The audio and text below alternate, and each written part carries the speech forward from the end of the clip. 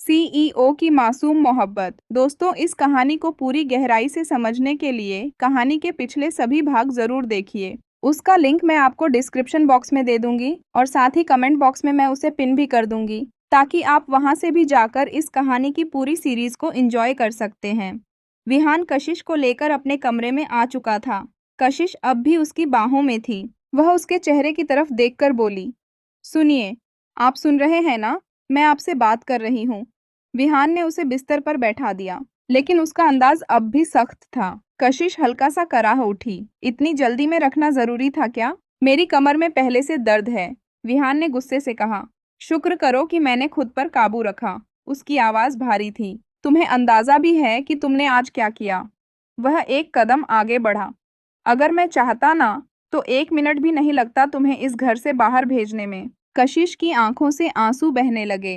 डर के नहीं, बल्कि इस बात के कि विहान की नाराजगी में उसे अपना अपनापन कहीं खोता हुआ लग रहा था। कमरे में गुस्सा था, खामोशी थी और दो दिलों के बीच एक बढ़ती हुई दूरी भी। कशिश झट से बोल पड़ी। उसकी आवाज में मासूमियत भी थी और नाराजगी भी। लेकिन मैंने किया ही क्या है विहान जी? मैंने तो कुछ भी नहीं किया। आप ही तो कहते रहते हैं कि मैं चाहे जितना भी मुंह बना लूं, आपको मेरे साथ नहीं रहना। फिर जब मैं चुपचाप दूसरे कमरे में चली गई, तो अब आप मुझे मनाने क्यों आ गए?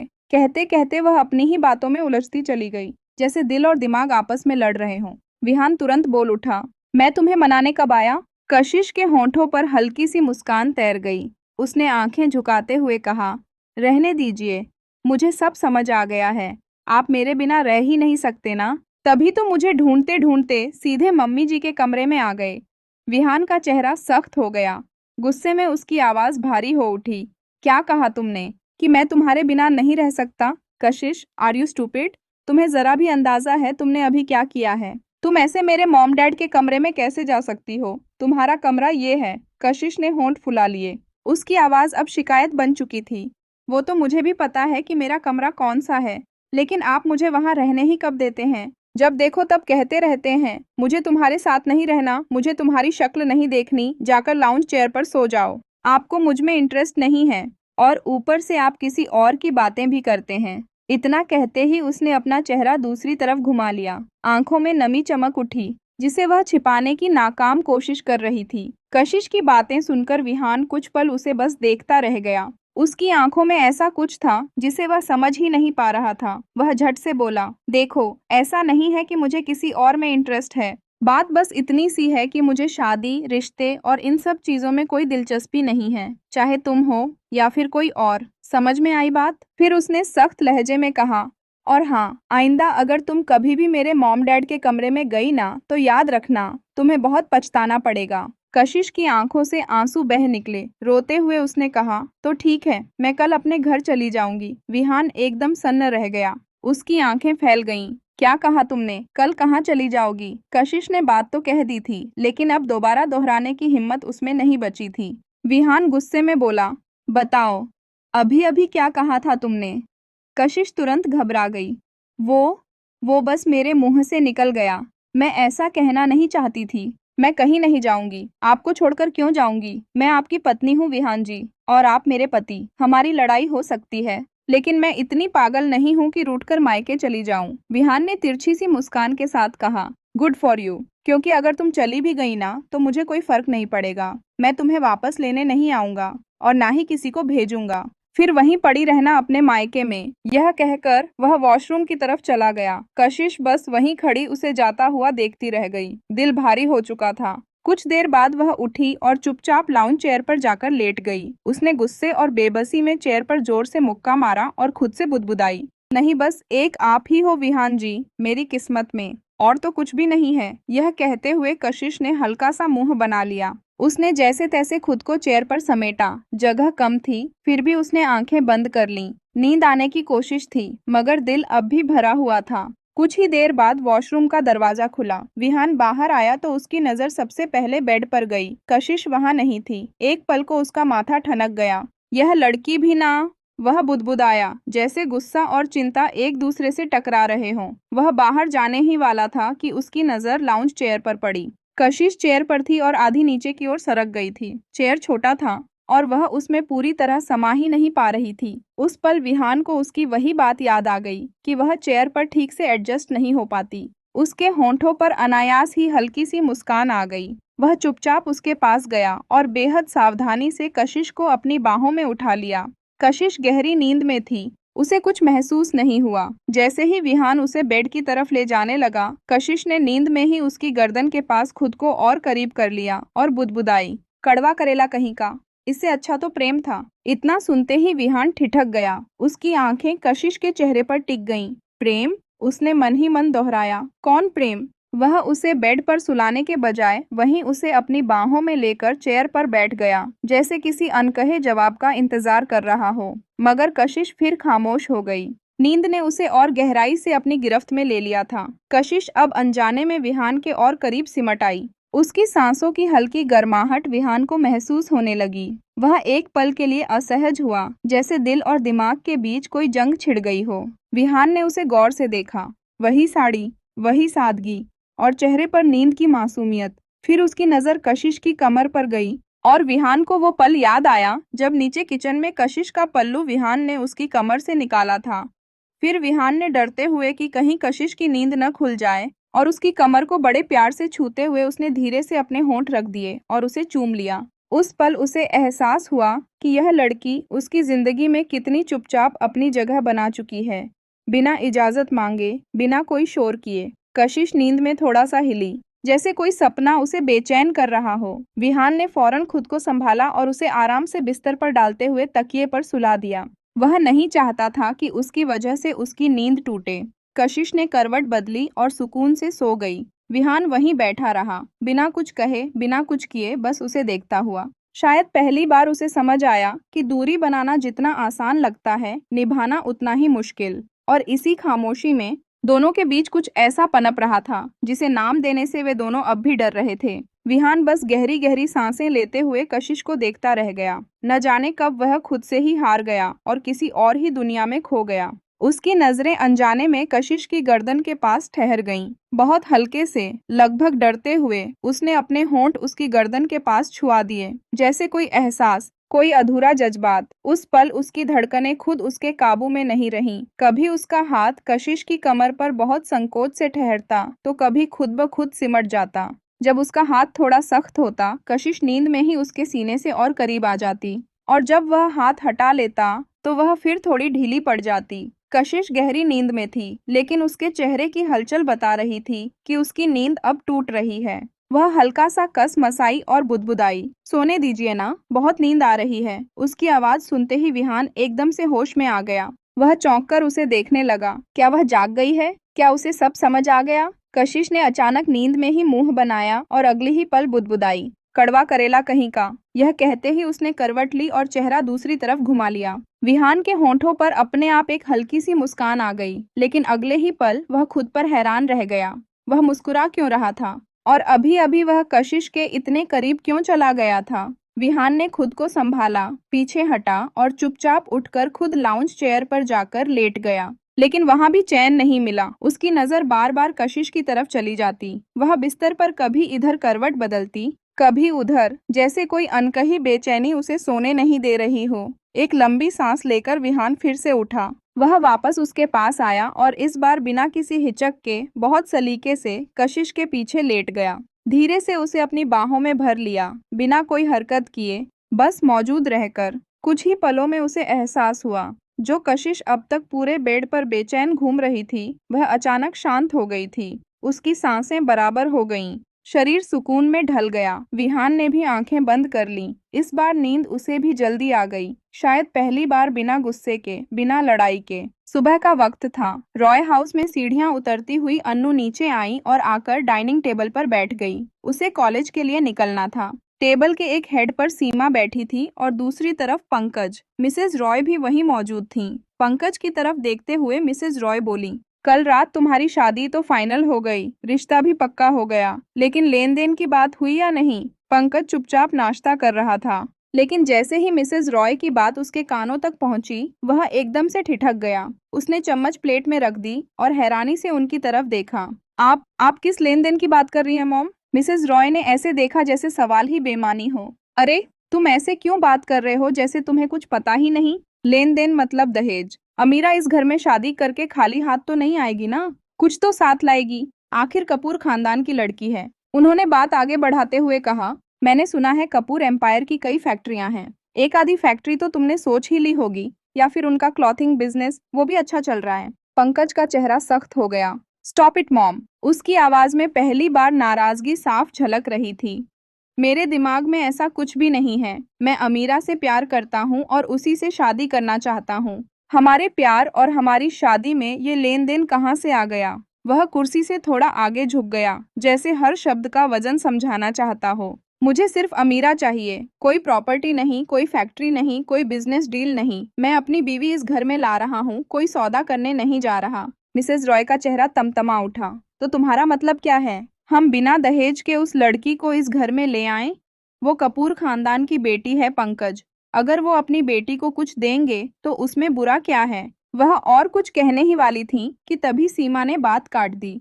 मॉम, आप क्या बोल रही हैं? सीमा की आवाज शांत थी, लेकिन शब्द बहुत तेज। मुझे समझ नहीं आ रहा कि आप ऐसी बातें कर भी कैसे सकती हैं। आप अपने बेटे की कीमत लगा रही हैं क्या, कि शादी में दहेज चाहिए? सीमा ने पंकज की तरफ देखा और फिर दोबारा अपनी माँ की तरफ।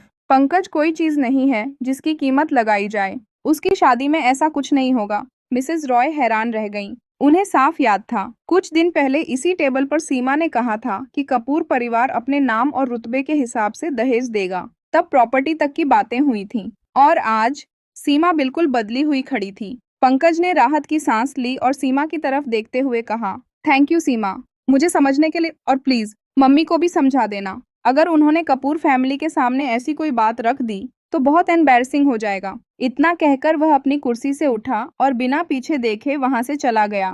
पंकज के जाते ही मिसेज रॉय ने गुस्से से सीमा की तरफ देखा। अभी अभी तुमने क्या कहा? कि तुम्हें कुछ नहीं चाहिए, कि तुम अपने भाई की कीमत नहीं लगाना चाहती? उन्होंने व्यंग्य से मुस्कुराते हुए कहा, ओह रियली? क्या मैं नहीं जानती तुम्हें क्या चाहिए और क्या नहीं? सीमा चुप रही, लेकिन उसकी आंखों में कुछ ऐसा था जो बता रहा था कि यह खामोशी सिर्फ शुरुआत है। मिसेस रॉय की बात सुनकर सीमा के होठों पर एक हल्की सी मुस्कान फैल गई, ऐसी मुस्कान जिसमें अपनापन कम और राज ज्यादा था।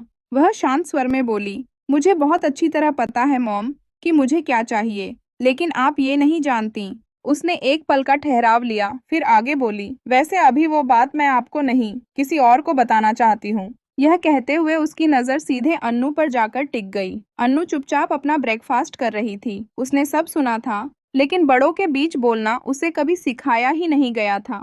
न तो सवाल करने की आदत थी और न ही जवाब देने की इजाजत। वह ऐसे बैठी थी जैसे उसके पास न कान हो न आवाज, बस मौजूदगी। लेकिन जब सीमा की नजरें उस पर टिकी रहीं, तो अन्नू के चेहरे पर घबराहट साफ झलकने लगी। उसकी उंगलियां प्लेट के किनारे कस गईं। सीमा अपनी कुर्सी से उठी, अन्नू को तिरछी नजर से देखते हुए बोली, मुझे मेरे स्टडी रूम में मिलो।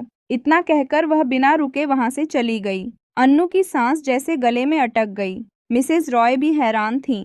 उन्हें समझ नहीं आ रहा था कि अचानक यह सब क्या हो गया। सीमा तो अन्नू से बात करना भी अपने स्टैंडर्ड के खिलाफ मानती थी। हाँ, अन्नू रॉय खानदान की बेटी थी, लेकिन उसकी हैसियत इस घर में किसी नौकरानी से ज्यादा नहीं थी। सिर्फ पंकज था जो उससे बिना शर्त प्यार करता था, और पंकज के सामने अन्नू को कुछ कहा नहीं जाता था। लेकिन जब वह अकेली होती, तब उसे वो शब्द सुनने पड़ते थे जिन्हें सुनना किसी के लिए भी आसान नहीं होता। अन्नू ने हिम्मत करके मिसेज रॉय की तरफ देखा और धीमे स्वर में पूछा, मॉम, सीमा दीदी ने मुझे अपने स्टडी रूम में क्यों बुलाया है? मिसेज रॉय का चेहरा सख्त हो गया। अब ये भी मैं ही बताऊं? उन्होंने तीखे स्वर में कहा, अगर तुम कहो तो जाकर मैं ही उसकी बात सुन लूं। तुम्हारी जगह कॉलेज भी मैं चली जाऊं और तुम्हारा बाकी सारा काम भी मैं ही कर लूं। अन्नू ने तुरंत सिर झुका लिया। कुछ कहने की हिम्मत उसमें बची ही नहीं थी। मिसेज रॉय गुस्से में उठी और बिना पीछे देखे वहां से चली गईं। अब अन्नू की आंखों में नमी तैरने लगी। उसका चेहरा पहले से कहीं ज्यादा बुझा बुझा लग रहा था। वह बिना नाश्ता पूरा किए उठी और सीधे सीमा के स्टडी रूम की तरफ चल दी। स्टडी रूम में सीमा सोफे पर ऐसे बैठी थी जैसे किसी महल की रानी। उसके पैर सामने रखी टेबल पर थे और हाथ में कॉफी का मग। अन्नू चुपचाप जाकर उसके सामने खड़ी हो गई। सीमा ने ऊपर से नीचे तक उसे देखा और ठंडे स्वर में बोली, सुना है आजकल तुम्हारा पढ़ाई में मन नहीं लग रहा? अन्नू घबरा गई। ऐसा? ऐसा कुछ भी नहीं है दीदी, उसने जल्दी से कहा। मैं पूरी मेहनत से पढ़ रही हूँ, तभी तो कॉलेज में मेरी टॉप रैंक आई है। आप चाहें तो जाकर पूछ सकती हैं। सीमा मुस्कुराई, लेकिन वह मुस्कान आंखों तक नहीं पहुंची। मुझे किसी से कुछ पूछने की जरूरत नहीं, उसने कहा। अब तुम मेरी बात ध्यान से सुनो। वह थोड़ा आगे झुकी। शादी के बारे में क्या ख्याल है तुम्हारा? अन्नू जैसे सुन्न हो गई। मैं समझी नहीं दीदी, वह बुदबुदाई। सीमा ने तिरछी मुस्कान के साथ कहा, यही तो समस्या है तुम्हारी, तुम्हें कुछ समझ ही नहीं आता। उसने सिर हल्का सा झुकाया और धीमे लेकिन जहरीले लहजे में बोली, पता नहीं तुम मासूम हो या बस बेवकूफ। अन्नू की आंखें भर आईं, लेकिन आंसू गिराने की भी उसे इजाजत नहीं थी। खैर, अब जल्दी ही पंकज की शादी के फंक्शन शुरू होने वाले हैं, सीमा ने ऐसे कहा जैसे फैसला पहले ही हो चुका हो। इसलिए कॉलेज से ऑफ ले लेना, पहले दिवाली फिर शादी, इन सब में तुम कॉलेज नहीं जा पाओगी। उसने हल्के से कंधे उचकाए। पढ़ाई का नुकसान तो होगा, लेकिन इतना पढ़कर भी क्या ही कर लोगी? फिर बिना किसी भावना के बोल पड़ी, चलो अब जाओ कॉलेज। अन्नू हैरान रह गई। उसे समझ ही नहीं आया कि सीमा कहना क्या चाह रही थी, सलाह दे रही थी या आदेश। वह कुछ कहे बिना दरवाजे की तरफ मुड़ी और चुपचाप बाहर निकल गई। उसके जाते ही सीमा के होंठों पर एक तिरछी मुस्कान फैल गई। आंखों में अजीब सी चमक थी, ठंडी और चालाक। कितनी मासूम हो तुम, वह खुद से बुदबुदाई। लेकिन इतनी मासूमियत भी तो बेकार नहीं होती। कभी कभी इसी मासूमियत से सबसे बड़ा काम लिया जाता है। उसकी मुस्कान और लंबी हो गई। उधर कपूर मेंशन में कशिश की नींद टूटी। उसने आंखें मसलते हुए उठकर बैठने की कोशिश की और तभी ठिठक गई। यह चेयर नहीं था, यह बेड था। उसका दिल जोर से धड़क उठा। अगले ही पल उसकी नजर सामने क्लोजेट के पास खड़े विहान पर गई। उसी वक्त विहान ने भी पलटकर उसकी तरफ देखा। कशिश घबरा गई। उसने तुरंत अपनी गर्दन पर उंगलियां रखीं, जैसे खुद को यकीन दिला रही हो कि वह जाग रही है, और हड़बड़ाकर बोली, चाची कसम, मैं खुद से यहाँ नहीं आई हूँ। मुझे नहीं पता मैं रात को यहाँ कैसे आ गई। मैं तो लाउंज चेयर पर ही सोई थी। प्लीज मेरा यकीन कीजिए, मैं झूठ नहीं बोल रही। विहान कुछ पल तक बस उसे देखता रहा, बिना कुछ कहे। फिर वह हल्की सी तिरछी मुस्कान के साथ उसके सामने आकर खड़ा हो गया। मैं कैसे यकीन करूं तुम पर? उसकी आवाज शांत थी, लेकिन सवाल गहरे। मैं तो कल रात सो गया था। उसके बाद तुम मेरे बेड पर आई। क्यों, कैसे और कब, ये मुझे कैसे पता होगा? वह थोड़ा पास आया। वैसे इरादे क्या थे तुम्हारे? कशिश की सांस अटक गई। विहान ने आगे कहा, कल मॉम डैड के सामने भी तुम बड़ी बेबाकी से बोल रही थी ना कि मैं तुम्हें चेयर पर सुलाता हूँ, बेड पर नहीं सोने देता। उसने सीधे उसकी आंखों में देखा। तो बताओ, मेरे साथ बेड पर सोकर तुम्हें करना क्या था? कशिश तुरंत बोल पड़ी। उसकी आवाज में घबराहट साफ थी। नहीं, ऐसा कुछ भी नहीं है। प्लीज मेरा यकीन कीजिए, मैं सच में झूठ नहीं बोल रही। मैं तो कल रात चेयर पर ही सोई थी। आपने खुद देखा होगा जब आप वॉशरूम गए थे। उसकी आंखों में उलझन थी। लेकिन फिर मैं यहाँ कैसे आई, मुझे खुद समझ नहीं आ रहा। प्लीज इसे गलत मत समझिए। आप जो सोच रहे हैं वो बिल्कुल भी सच नहीं है। विहान के चेहरे पर भाव बदल गए। गंभीर, पढ़ पाना मुश्किल। लेकिन मैं यकीन कैसे करूं कशिश? कशिश ने कोई जवाब नहीं दिया। वह बस उसे देखती रह गई, आंखों में सवाल, डर और एक बेआवाज सच्चाई। कमरे में खामोशी उतर आई, ऐसी खामोशी जिसमें भरोसा भी था और शक भी। अब कशिश को खुद भी समझ नहीं आ रहा था कि वह विहान को कैसे यकीन दिलाए। उसकी आंखों में सच्चाई थी, लेकिन हालात उसके खिलाफ खड़े थे। तभी विहान ने उसे गौर से देखते हुए कहा, मुझे तुम्हारे बारे में एक बात पता चली है। अब मैं तुमसे एक सवाल पूछूंगा। अगर तुमने उसी तरह जवाब दिया जैसा मुझे बताया गया है, तो मैं तुम्हारी बात पर यकीन कर लूंगा। कशिश उसकी तरफ देखती रह गई। उसके पास कोई और रास्ता भी नहीं था। उसने हल्के से सिर हिलाया। ठीक है, पूछिए। उसकी आवाज में डर भी था और भरोसा भी। उस पल वह हद से ज्यादा मासूम लग रही थी। विहान ने उसकी आंखों में झांकते हुए पूछा, क्या तुम कभी प्रेम के साथ बाहर घूमने गई हो? कशिश एकदम से चौंक गई। कौन प्रेम? वह हड़बड़ा गई। विहान ने हल्की सी भौं उठाई। क्या तुम्हें नहीं पता प्रेम कौन है? कशिश ने तुरंत सिर ना में हिला दिया। नहीं, मैं किसी प्रेम को नहीं जानती।